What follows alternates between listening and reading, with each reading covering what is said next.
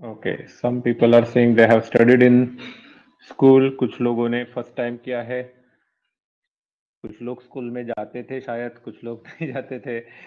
Okay, that's not a issue for us. जो भी हो हम लोग इसको कंप्लीट तो कवर अप तो कर लेंगे। So,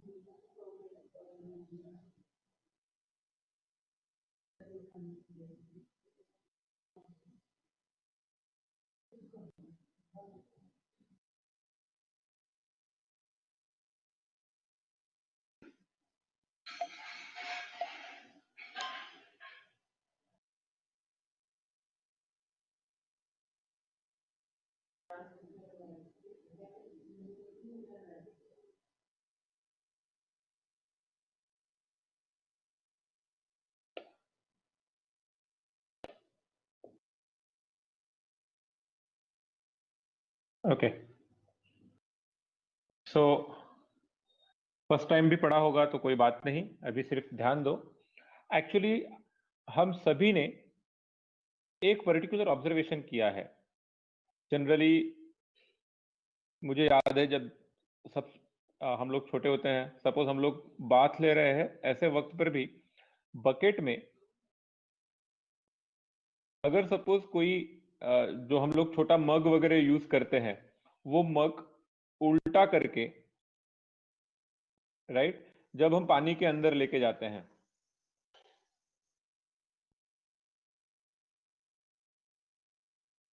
राइट, और इसमें अगर एयर ट्रैप्ड होती है,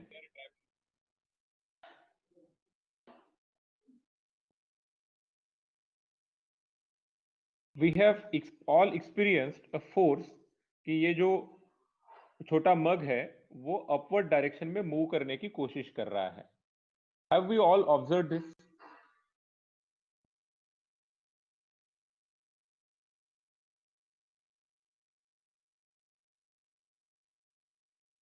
राइट, ओके। नाउ ये जो अपवर्ड फोर्स हम लोगों को दिख रहा है, this is nothing but buoyant force. Okay,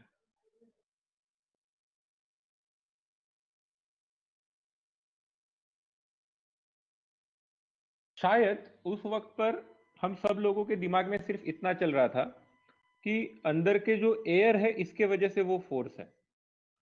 but बात ऐसी है कि उस वक्त पर हमारे दिमाग में क्वेश्चन ये होना चाहिए था कि सपोज ये मग नीचे से खुला है, इसमें एयर है, ठीक है, what will happen if instead of this mug, let's say इसके अंदर एयर है, कुछ ऐसा नहीं है, हम लोगों ने कोई एक बॉल ऐसे ले लिया और उसे ऐसे ही नीचे प्रेस करने की कोशिश की, करेक्ट। स्टिल हम देखते हैं कि अगर ये बॉल एयर फील्ड है या फिर थोड़ा सा लाइट है, हल्का है, तो ये अपवर्ड डायरेक्शन में आने की कोशिश कर रहा है। ये अपवर्ड डायरेक्शन में आने की कोशिश कर रहा है, क्यों? क्योंकि उस पर कौन सा फोर्स एक्ट हो रहा है? Buoyant force. अब यहां पर मेरा क्वेश्चन ये है कि if the buoyant force is acting, okay, क्या ग्रेविटी एक्ट नहीं हो रही है इस बॉल पर? क्या इस बॉल पर ग्रेविटी एक्ट नहीं हो रही है?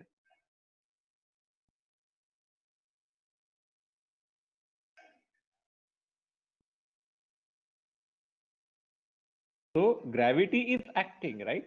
सो ग्रेविटी कौन से डायरेक्शन में एक्ट करेगा? Okay, so the gravity is acting and gravity is acting in downward direction. Shweta, आपका माइक ऑफ कर लीजिए।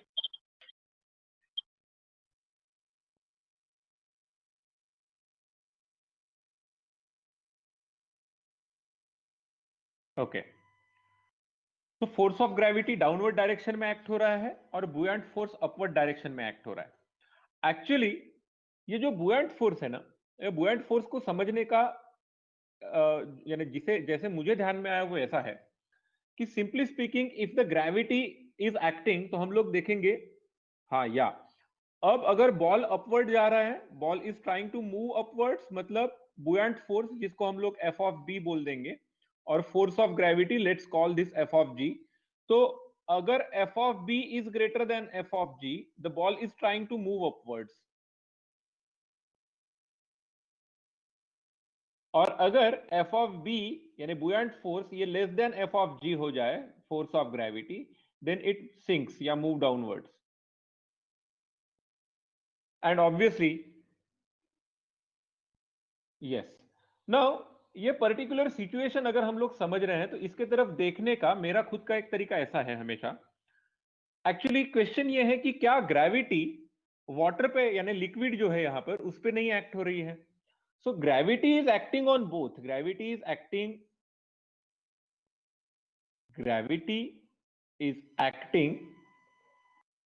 ऑन लिक्विड यानी यहां पर suppose water and the object. Gravitational acceleration यहां पर जो हमारे वाटर के मॉलिक्यूल्स है, यहां पर जो वाटर के मॉलिक्यूल्स है उन पर भी एक्ट हो रहा है, वाटर पर भी एक्ट हो रहा है और इस बॉल पर भी एक्ट हो रहा है। व्हाट हैपेंस इज कि जो ज्यादा हेवी होगा उसे नीचे लाने की कोशिश की जाएगी, राइट? तो अगर वाटर ज्यादा हेवी है तो वाटर नीचे रहेगा और ये ऑब्जेक्ट ऊपर रहेगा, और अगर ऑब्जेक्ट ज्यादा हेवी है तो ऑब्जेक्ट नीचे रहेगा, वाटर सेकेंडरीली उसके ऊपर की जगह लेगा। जैसे फॉर एग्जाम्पल मुझे यह समझने में ज्यादा आसानी तब भी होती है कि if we consider there are two immiscible liquids, that is वैसे another concept but still we can think. अगर हमने दो इमिसिबल लिक्विड्स मिक्स करके डाल दिए, सपोज ऑयल एंड वाटर हमने मिक्स करके इसमें डाल दिया, ओके, सपोज हम थोड़ा सा कलर्ड शो करने की कोशिश करेंगे। ये सपोज मैं वाटर दिखा रहा हूं या दूसरा ऑयल, ये हमने डाल दिया, मिक्स करके डाला है। After some time it will separate, right? If we let it settle and थोड़ी देर के बाद ये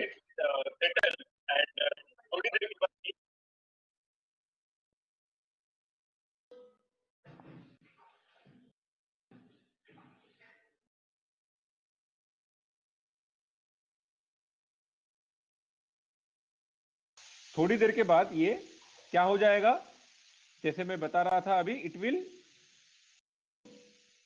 सेटल, और सेटल हो जाने के बाद oil will float. What will be the diagram? तो आफ्टर सम टाइम इसकी जो डायग्राम दिखेगी वो ऐसे दिखेगी कि उसी कंटेनर में, ठीक है, सपोज ये हमारा water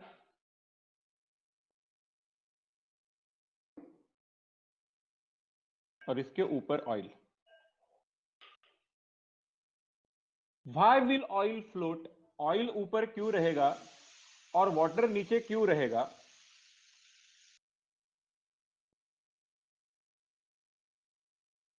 it all depends on their densities. ध्यान में रखो, अगर ऑयल या अगर ऑयल ज्यादा हेवी रहता वाटर से तो ऑयल नीचे और वाटर ऊपर रहता। सो इट्स नॉट लाइक कि oil always floats, it's about oil का density is less and the liquid with the less density will float on the liquid with the high density, okay?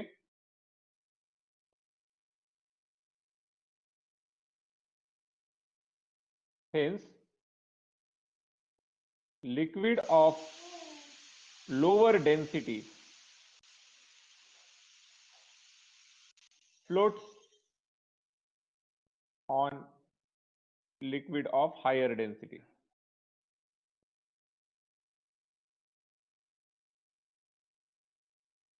Very good.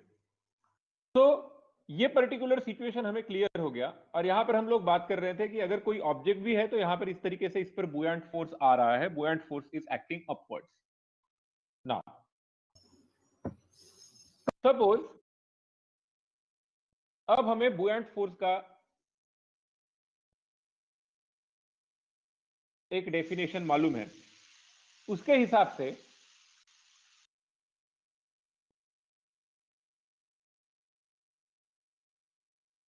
This is water, और water पर suppose एक object float हो रहा है, और ये float इस तरीके से हो रहा है कि इसका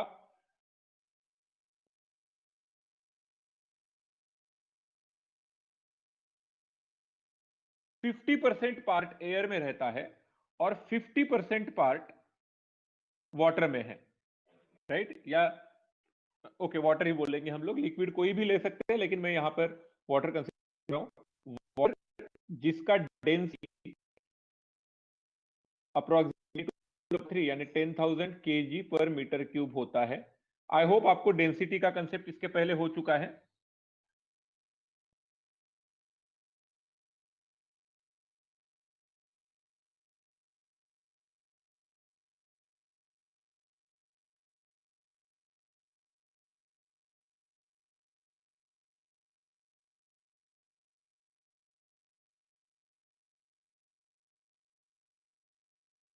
yes, okay. So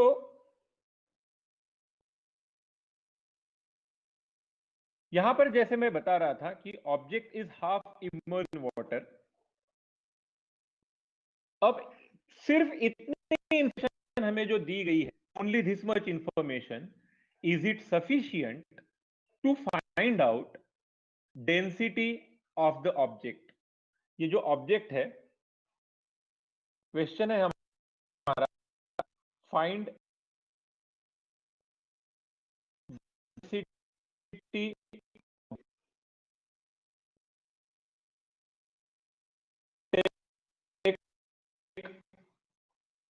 G is equal to meter second gravitational acceleration.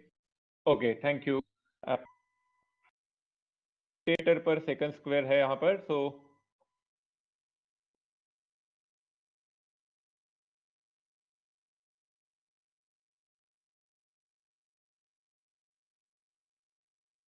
Yes yes,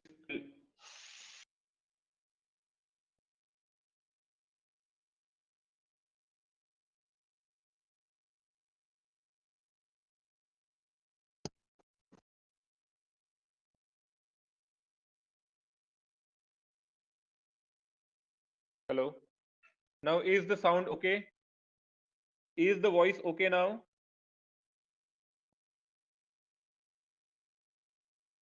yes, thank you. तो चलो, हमारा क्वेश्चन क्रिएट हो गया है एक।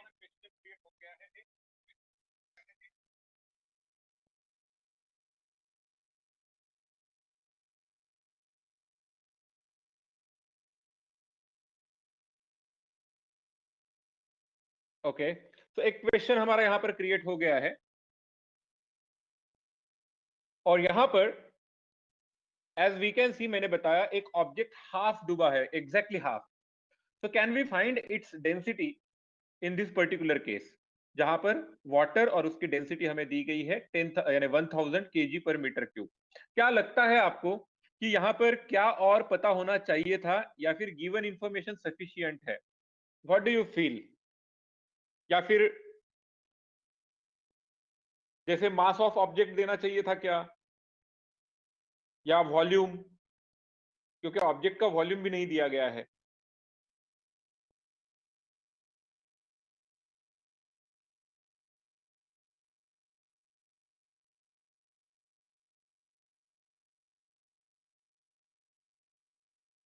कुछ देना क्या, या सफिशिएंट है, क्या बोलना चाहते हो आप? हाँ, अगर वॉल्यूम ऑफ ऑब्जेक्ट दिया रहता तो वाटर डिस्प्लेस्ड उसका हाफ, यानी वो तो हो ही जाता ना। मैंने बता के रखा है यहाँ पर, what I have already told is कि object is half immersed in the water.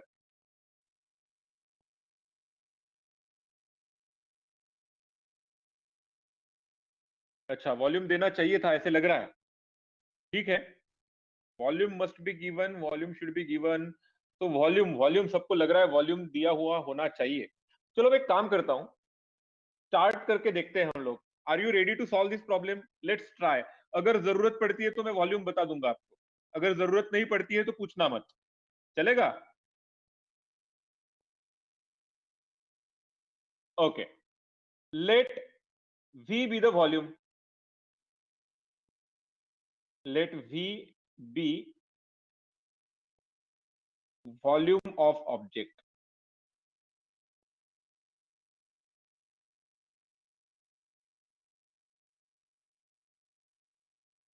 Late V be volume of object. ठीक है. और क्या फाइंड आउट करने के लिए बोला गया है? Density of the object. And let sigma be density of object. Hence, mass of object m of O. Can you tell me what is mass of object? अगर हमारे पास वॉल्यूम और डेंसिटी हमने अज्यूम कर लिया, दोनों के दोनों अज्यूम है,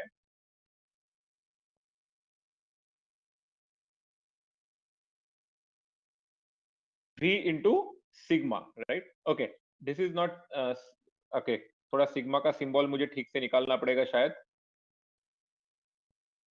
दिस इज नॉट 6, हाँ, sigma. Okay, so yes, density into volume, so mass sigma into volume, that is mass of object.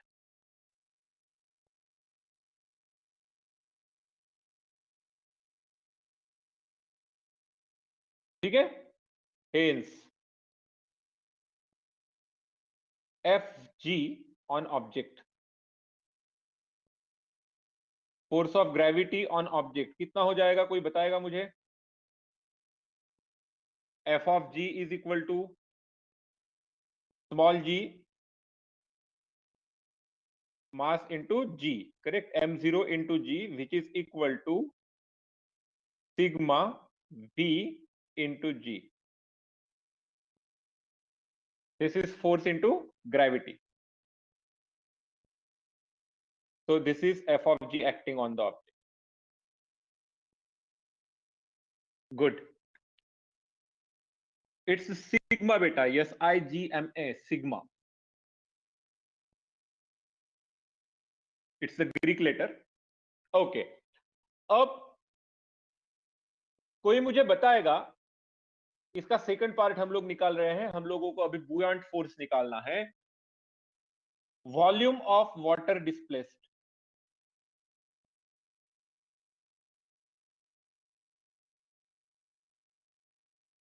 कितना होगा water of volume displace? Sorry, volume of water displace, उल्टा हो गया था.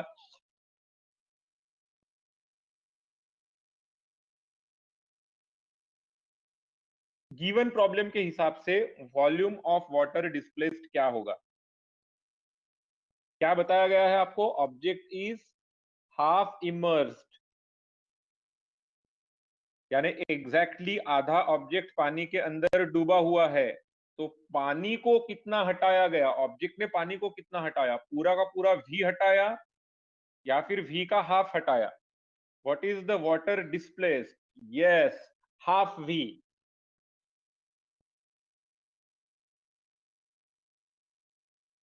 That is V by 2. Volume of water displaced is V by 2. And what is density of water?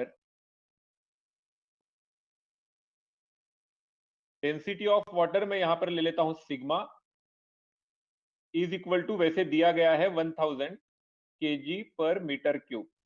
Hence, what is mass of water displaced? यहाँ पर जिनको ध्यान में नहीं आ रहा वो थोड़ा सा ध्यान, यानी यहाँ पर अटेंशन दीजिए. ये जो मैं थोड़ा सा अभी शेड किया, देख रहे हो आप, ब्लैक पार्ट, उतना पार्ट है जो जिसमें पानी रह सकता था. पानी यहाँ पे थोड़ी ना जाएगा ऊपर चढ़ के. वाटर को कितना डिस्प्लेस किया गया, it is just half part जो मैंने अभी शेड किया. ओके, जो मैंने ये शेड किया ये पार्ट, तो ये हाफ वाटर हो गया. तो मास ऑफ वाटर डिस्प्लेस्ड कितना हो गया? ये हो गया रो इंटू V by 2, क्योंकि इतना वॉल्यूम पानी का डिस्प्लेस हुआ, राइट? और उसमें हमें मल्टीप्लाई करना पड़ा वाटर डेंसिटी, क्योंकि हम मास ऑफ वाटर डिस्प्लेस निकाल रहे हैं तो हमें वाटर का डेंसिटी लेना पड़ेगा.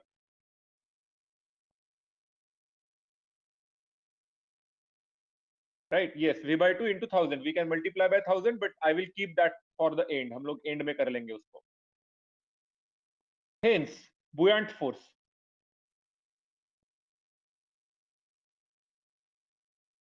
buoyant force is equal to, क्या होता है? buoyant force is weight of water displaced. ये जो वाटर डिस्प्लेस हुआ, ये वाला पार्ट जो मैंने एरो से दिखाया अभी अभी, उसका वेट. तो अगर आपके पास मास है तो मास से वेट निकालने के लिए हम लोग किससे मल्टीप्लाई करते हैं? We multiply by G. तो it will be rho into v by 2 into ji.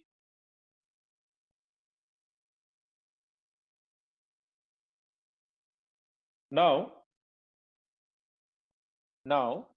From the given diagram it is very very clear कि अगर ऑब्जेक्ट यहां पर रेस्ट पे है, ये ऑब्जेक्ट यहां पर रुका हुआ है ना, तो मुझे बताइए एफ ऑफ बी और एफ ऑफ जी में क्या रिलेशन होगा? यहां पर जब ऑब्जेक्ट एट रेस्ट है तब एफ ऑफ बी और एफ ऑफ जी पे क्या रिलेशन होगा?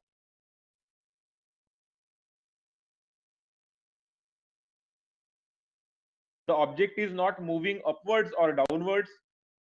यस, अगर अपवर्ड्स और या डाउनवर्ड्स मूव नहीं हो रहा है तो in this case F of G is equal to F of B.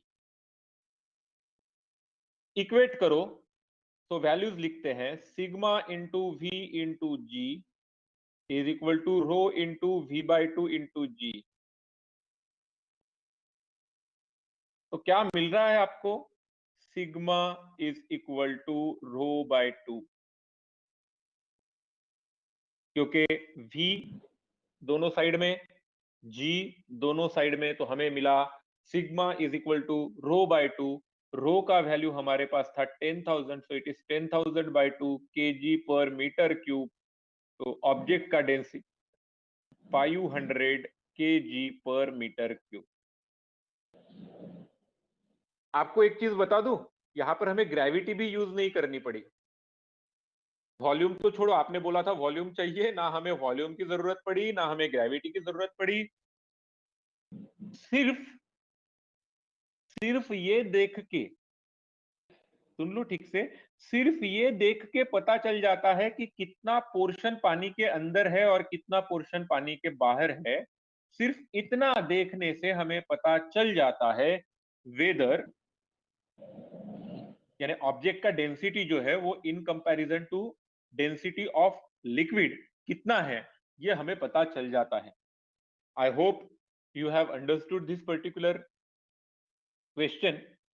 Let's now move ahead.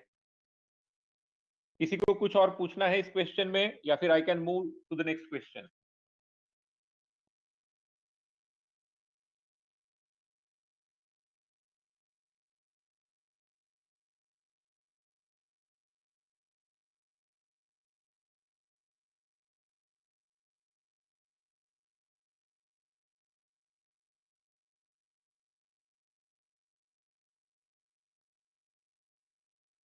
एक गलती कभी मत करना,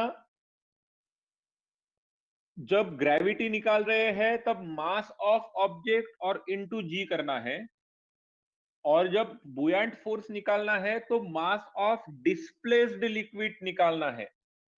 जो जरूरी नहीं कि हर बार पूरा का पूरा ऑब्जेक्ट का वॉल्यूम लेना पड़े, क्योंकि अगर ऑब्जेक्ट आधा ही डूबा है तो उतना ही पानी डिस्प्लेस हुआ. This is the concept I want you to understand.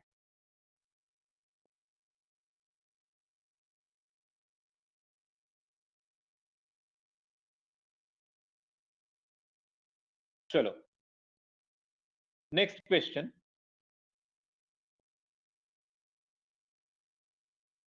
एक सपोज कोई स्टोन है, पत्थर है, ठीक है, उसका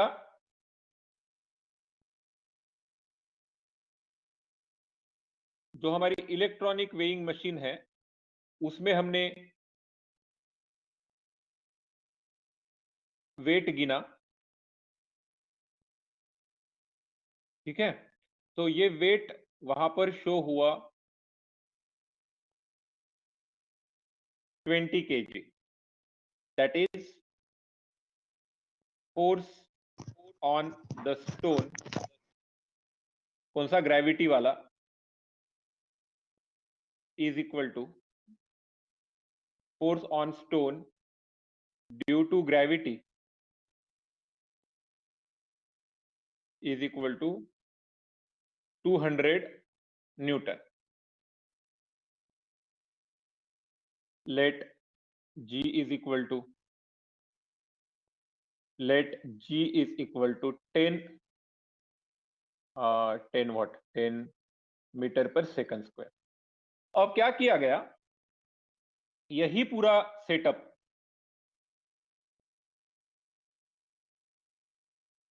एक लिक्विड के अंदर लगाया गया. तो हम लोग यहां पर फिर से, मैं वाटर ले रहा हूं, लेकिन मैं बार बार बता रहा हूं आपको, हर बार वाटर लेने की जरूरत नहीं है.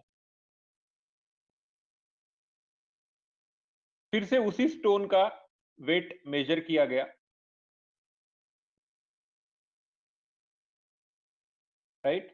और यहां पर मेजरमेंट शो हुआ 15 kg, that is force on stone in water is 150 Newton. जब पानी के अंदर रखा गया,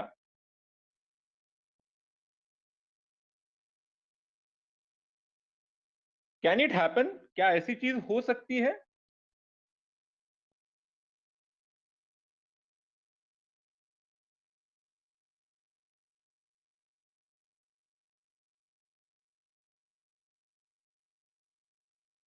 गुड, ऐसा हो सकता है ना. इसका मतलब फिर ऐसा हुआ क्या, देखो पहली बार में आपके वेइंग बैलेंस ने 20 केजी दिखाया, 20 केजी शो किया. दूसरे बार में आपका जो बैलेंस था उसने 15 केजी, यानी मास कम हो गया बॉडी का. ऐसा तो नहीं होता यार, बॉडी का मास कम हुआ क्या?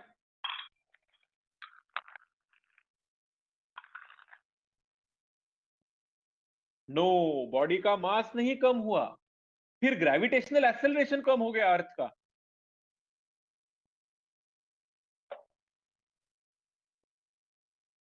नो, राइट, दोनों कम नहीं हुए ना. यस, ना मास चेंज हुआ, ना ग्रेविटेशनल एक्सेलरेशन चेंज हुआ, लेकिन एक्चुअल में जब हमारा ये वेइंग बैलेंस मेजर करता है, वो डाउनवर्ड फोर्स कितना आ रहा है मेजर करता है, राइट ना. ये क्या मेजर कर रहा है, डाउनवर्ड फोर्स कितना आ रहा है, जैसे नॉर्मल रिएक्शन के हिसाब से वो मेजर होता है. तो यहां पर कितना डाउनवर्ड फोर्स दिया जा रहा है उस पर डिपेंड करता है. अब पानी के अंदर क्या हो गया, इस ऑब्जेक्ट पर अपवर्ड डायरेक्शन में थोड़ा सा वेट आ गया, सॉरी अपवर्ड डायरेक्शन में फोर्स आ गया. अपवर्ड डायरेक्शन में फोर्स आ गया, इसलिए नेट डाउनवर्ड फोर्स कम हो गया. ग्रेविटी नहीं कम हुई, लेकिन नेट डाउनवर्ड फोर्स कम हो गया. ठीक है ना. ये समझने के लिए मैं आप सभी को एक एग्जांपल बताता हूं. इसी वेइंग बैलेंस पे, ठीक है, सपोज वो स्टोन रखा हुआ है और यहां पर 20 केजी वेट आया, ठीक है. अगर मैंने यहां पर है ना अपने हाथ से थोड़ा सा पुश किया ऊपर से, आर यू लिसनिंग यार, सभी लोग सुन तो रहे हैं ना, नहीं तो मैं अकेला ही बड़बड़ाते जा रहा हूं. ए भाई, कोई है उधर? हाँ ठीक है, very good very good.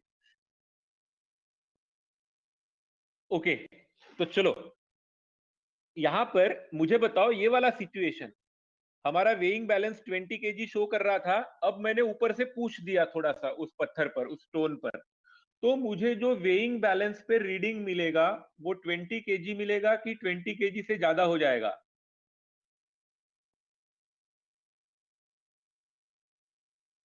Good, 20 से ज्यादा मिलेगा, 20 से ज्यादा मिलेगा.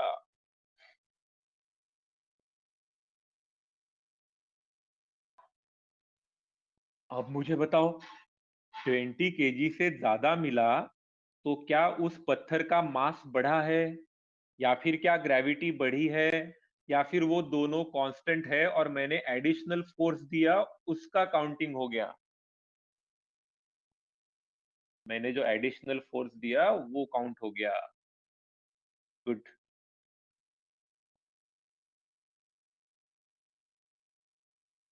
मस्त मस्त मस्त, वेरी गुड। चलो सभी लोग जाग रहे हैं। ओके। अब इस पर्टिकुलर केस में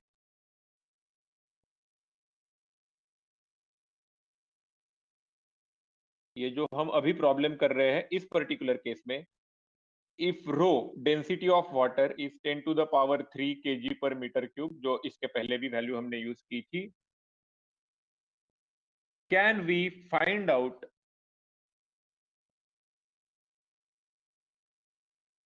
volume of the object.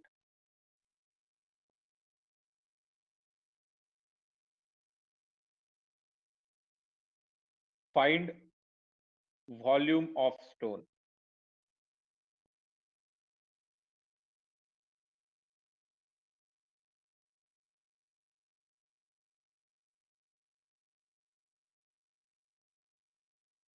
Yes Sarangi, correct, additional force था। कल्याणी, हरिप्रसाद, सब लोग बहुत बहुत बढ़िया। हमारा क्लास यानी पूरे के पूरे स्मार्ट जीनियस लोग हैं हमारे पास। ओके, सो चलो, ये क्वेश्चन आपके सामने अब दिख रहा है। हमने क्वेश्चन बना लिया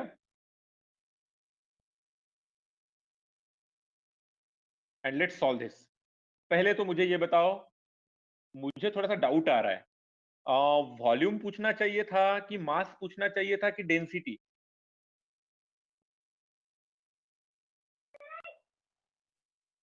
क्या निकालना पॉसिबल होगा?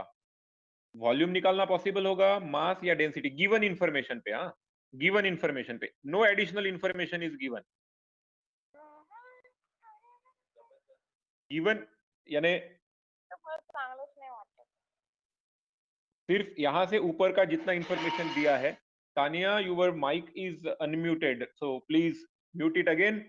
ओके, जितनी इंफॉर्मेशन दी है उस इंफॉर्मेशन के हिसाब से क्या फाइंड आउट किया जा सकता है? मुझ पर भरोसा मत करो। श्रेयस को लग रहा है कि सर ने वॉल्यूम लिख दिया तो मैं भी वॉल्यूम ही बोल देता हूँ, यानी करेक्ट ही होगा। मेरी भी गलती हो जाती है यार।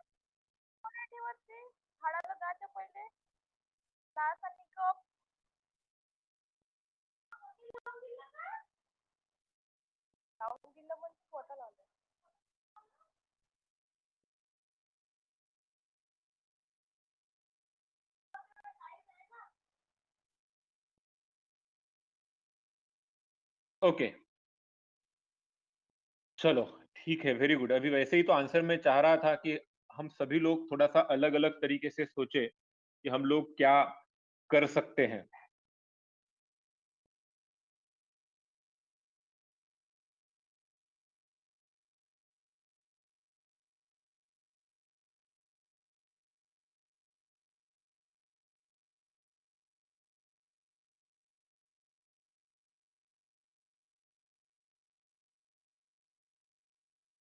ओके, तो अब सोचते हैं थोड़ा सा, हाँ, क्या क्या क्या करना चाहिए था। इसके पहले वाले प्रॉब्लम में डेंसिटी निकालना पॉसिबल था, अभी इस वाले प्रॉब्लम में क्या पॉसिबल है देखते हैं। यहां पर मुझे कोई बताएगा टोटल डाउनवर्ड फोर्स कितना है? Net downward force, what is net downward force?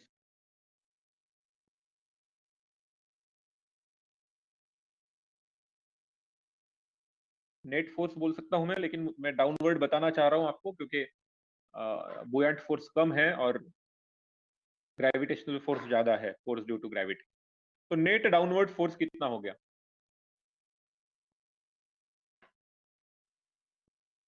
हमारी मशीन 15 केजी शो कर रही है, जी का वैल्यू 10 मीटर पर सेकंड स्क्वायर ले लिया, तो नेट डाउनवर्ड फोर्स कितना हो गया?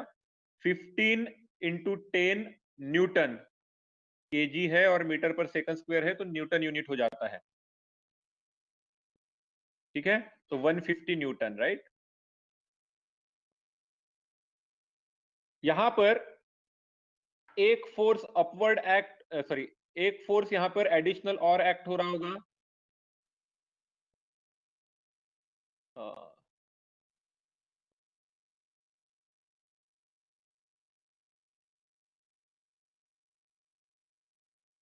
एफ ऑफ ग्रेविटी कितना है? डाउनवर्ड डायरेक्शन में ग्रेविटी का पुल कितना है?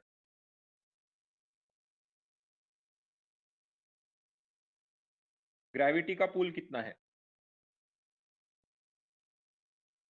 सिर्फ ग्रेविटी का पुल, नेट नहीं। नेट पुल कितना है? नेट फोर्स जो है वो 150 न्यूटन है। सिर्फ ग्रेविटी के वजह से कितना है उसमें से? How much of it? हाँ हाँ, मैं फोर्स पूछ रहा हूं बेटा, फोर्स।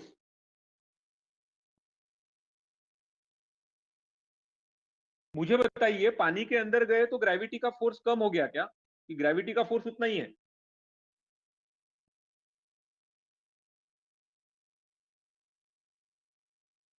पानी के बाहर 20 केजी उसका हम लोगों ने मास देखा था, यहां पर भी मास 20 केजी है।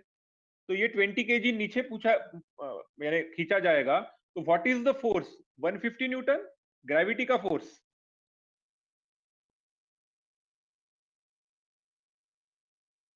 शाबाश Ashwini, it is 200 Newton. Gravity का पुल 200 न्यूटन है।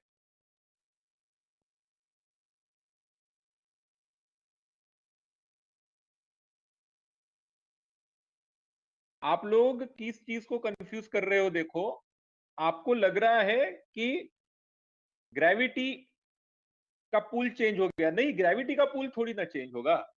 ग्रेविटी जितना बाहर एक्ट हो रही थी उतना ही पानी के अंदर भी एक्ट हो रही है। पानी के अंदर सिर्फ एक्स्ट्रा फोर्स आया है जो अपवर्ड डायरेक्शन में है, जिसको मैं बोलता हूं F of B. Right.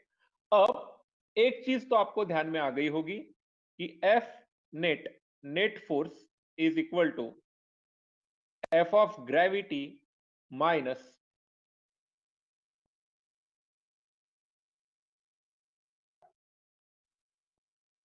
F buoyant. Gravitational force downward direction में है, बुयांट फोर्स अपवर्ड डायरेक्शन में है। जब उनका सब्ट्रैक्शन होगा तो हमें नेट फोर्स मिला जो 150 न्यूटन है।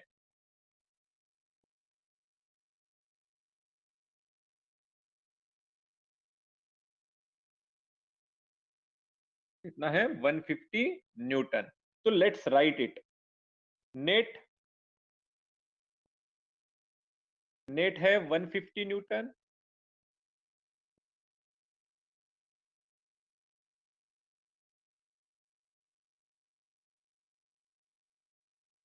150 न्यूटन, ग्रेविटी का फोर्स है 200 newton minus F of B. तो buoyant force is equal to, ये इधर लेके आ जाओ, ये इधर लेके जा। तो 200 newton minus 150 newton, the buoyant force is equal to 50 newton. Buoyant force is equal to 50 newton. Good. अब buoyant force is what? Buoyant force is weight of displaced water.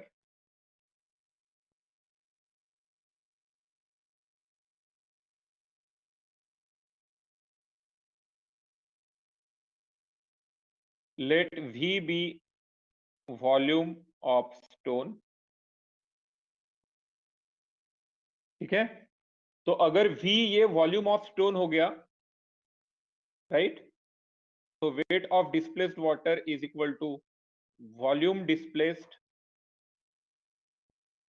Into density of water into G, which is obviously पूरा का पूरा पत्थर पानी के अंदर है, पूरा का पूरा पत्थर पानी के अंदर है, तो उसका वॉल्यूम V यानी वाटर डिस्प्लेस्ड कितना होगा? जितना पत्थर का वॉल्यूम है उतना ही पानी डिस्प्लेस हुआ। Density of water rho into G। This is nothing but our buoyant force. तो volume into rho into G is equal to 50 newton. V into rho is 1000 kg पर मीटर क्यूब इंटू G है 10 metre पर second square. Is equal to 50 newton. आप सभी को शायद मालूम होगा न्यूटन यानी केजी मीटर पर सेकंड स्क्वायर। तो v क्या बन रहा है, 50 केजी इंटू मीटर पर second square divided by 1000 kg upon metre cube into 10 metre पर सेकंड स्क्वायर। मीटर पर सेकंड स्क्वायर यहां पर कैंसल्ड होगा, केजी कैंसिल होगा, बच रहा है डिनोमिनेटर का मीटर क्यूब, जो न्यूमरेटर में जाके क्या बन जाएगा, मीटर क्यूब। सो यहां पर हमारा वॉल्यूम जो आएगा वो आता है 50 डिवाइडेड बाय 10,000 यानी 5/1000 यानी 1/200। सो 5/1000 मीटर क्यूब,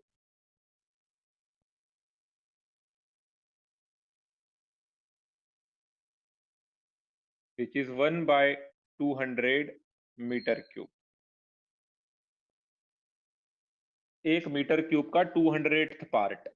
इसको अब सेंटीमीटर क्यूब में भी लिखा जा सकता है। If you want I can convert it for you. ये आंसर हमारा वैसे आ गया वॉल्यूम ऑफ। तो आपने देखा होगा यहाँ पर मास या डेंसिटी पता होने की जरूरत नहीं थी, क्योंकि हमें दो फोर्सेस का कंपैरिजन करना था। अब जब हम लोग थोड़ा सा सोच समझकर प्रॉब्लम सॉल्व करेंगे तो हमारा थॉट प्रोसेस राइट डायरेक्शन में डेवलप होना स्टार्ट होगा अबाउट दिस पर्टिकुलर कैलकुलेशंस। मैं एक बार आपको वॉल्यूम का कैलकुलेशन करके बता देता हूं। आंसर यही है बेटा, सभी लोग ध्यान में रखो, v is equal to 1/200 metre cube. ये हमारा आंसर आ गया। मैं सिर्फ चाह रहा हूं इसको सेंटीमीटर में लिखूं, तो इट इज 1 मीटर का cube, which is 1/200 into 1 metre is 100 centimetre, which is equal to 1/200 into 100 into 100 into 100 cm cube,